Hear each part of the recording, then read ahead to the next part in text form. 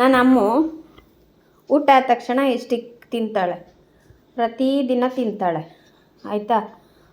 ಅಂದರೆ ಒಳ್ಳೇದಾ ಕೆಟ್ಟದಾಗ ಗೊತ್ತಿಲ್ಲ, ಅವಳಿಗೆ ಅಭ್ಯಾಸ ಆಗೋಗಿದೆ. ಊಟ ಆದ ತಕ್ಷಣ ಅವಳಿಗೆ ಕೊಡಬೇಕು, ಇಲ್ಲಾಂದರೆ ಅವಳಿಗೆ ಕೋಪ ಬರ್ತದೆ. ಈಗ ನೋಡಿ ಅದಕ್ಕೆ ಬೇಕಾದ್ರೆ ಏನು ಬೇಕಾದ್ರೆ ಮಾಡ್ತಾಳೆ. ಹ್ಯಾಂಡ್ಸಪ್ ಮಾಡಿಕೊಡ್ತೀನಿ ಬಂಗಾರ, ನೋಡಿ ಹ್ಯಾಂಡ್ಸಪ್ ಮಾಡಿಕೊಡ್ತೀನಿ. ಹ್ಯಾಂಡ್ಸಪ್ ಬೇಗ ಮಾಡಿಬಿಡು. ಹ್ಯಾಂಡ್ಸಪ್ ಮಾಡಿ ಚೊಮ್ಮೆ ಮಾಡು ಮುದ್ದ ಮಾಡು. ಡೌನ್ ಮಾಡಕ್ಕೆ ಹ್ಯಾಂಡ್ಸಪ್ ಮಾಡಿಕೊಡ್ತೀನಿ. ಗುಡ್ ಗರ್ಲ್ ಅಮ್ಮು, ಗುಡ್ ಗರ್ಲ್.